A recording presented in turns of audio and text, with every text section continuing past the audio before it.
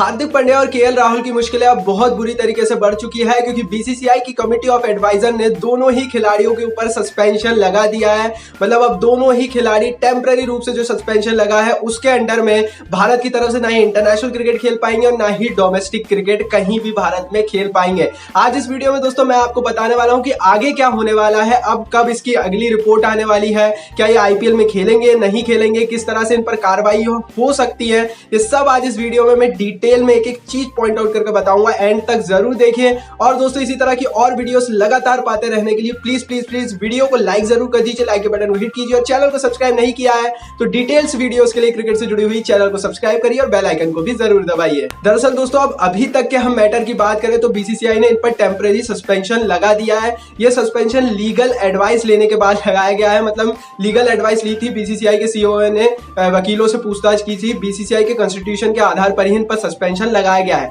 Next अब क्या होने वाला है ये भी सुन लीजिए। तो भाई 7 से 15 दिन के अंदर 6 मेंबर्स की कमेटी बैठेगी और ये कमेटी डिसीजन लेगी कि इन दोनों ने क्या क्या गुनाह किए हैं और उसकी क्या क्या सजा हो सकती है बीसीसीआई के लीगल कॉन्स्टिट्यूशन के आधार पर। बीसीसीआई का खुद का एक कॉन्स्टिट्यूशन होता है जिसमें प्लेयर्स क्या क्या कर सकते हैं ऑन द फील्ड और ऑफ द फील्ड और उस पर क्या क्या सजाएं हो सकती हैं सब लिखा रहता है और उसी के आधार पर अब ये लोग काम करने वाले हैं। क्योंकि ये जो कॉन्स्टिट्यूशन है ये बहुत बड़ा होता है, बीसीसीआई के एक एक पन्नों को पलटाया जाएगा इस लीगल एक्शन में, इसलिए इस पर समय लग सकता है। टेम्पररी रूप से जो ऑस्ट्रेलिया में ये दोनों खिलाड़ी थे ये वहां से वापस इन्हें बुला लिया गया है। टीम इंडिया को भेज दी गई है ये रिपोर्ट कि इन दोनों खिलाड़ियों को तुरंत वहां से भारत जो है वो वापस भेज दिया जाए क्योंकि वो अब किसी भी तरह से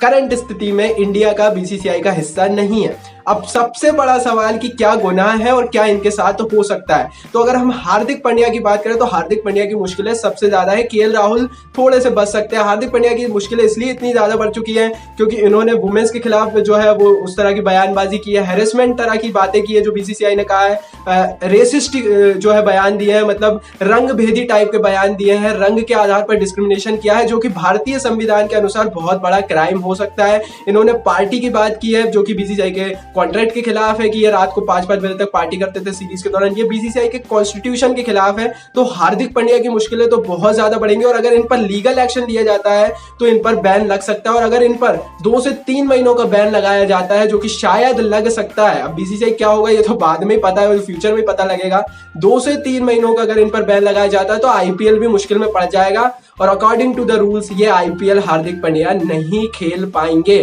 तो करंट कंडीशन यही है कि अगर इन सारे नियमों के आधार पर इन पर कार्रवाई हो जाती है, लीगल एक्शन हो जाता है, जिस तरह की बयानबाजी है, जिस तरह की बातें इन्होंने की है तो इन पर कार्रवाई हो सकती है। दूसरी तरफ अगर हम केएल राहुल की बात करें तो वो थोड़े से क्लीन चिट में आ सकते हैं क्योंकि उन्होंने शायद इतनी ज्यादा बातें नहीं की है। हालांकि पूरा एपिसोड मैंने नहीं देखा है वो, लेकिन केएल राहुल थोड़े से व्हाइट स्पॉट में आ सकते हैं और इसीलिए केएल राहुल शायद बच सकते हैं लंबे बैन से, लेकिन हार्दिक पांड्या की मुश्किलें बढ़ सकती हैं। और दोस्तों जो दूसरा एक सबसे बड़ा गुनाह जो दोनों ही खिलाड़ियों ने किया है वो यही है कि एक इंडियन खिलाड़ी जो कि बीसीसीआई के अंडर में खेलता है उसके कॉन्ट्रैक्ट यही कहता है कि वो पूरे देश को रिप्रेजेंट करता है क्योंकि वो भारत का तिरंगा लेकर वहां पर खेलने चाहता है और उसका कोई भी बयान जो कि डिसरिस्पेक्ट शो करता है किसी के लिए भी, वो दोस्तों एक पूरे देश की कंट्री को जो है रिप्रेजेंट कर रहा होता है। तो एक रिप्रेजेंटेटिव के बयान इस तरह के नहीं हो सकते और वेस्टर्न मीडिया में, इंटरनेशनल कम्युनिटी में, इंटरनेशनल क्रिकेट कम्युनिटी में जो बयान जा रहा है वो भी बहुत बुरा है और इसीलिए इनकी इतनी ज्यादा बेइज्जती सोशल मीडिया पर की जा रही है। तो ऑन एंड ऑन यही है दोस्तों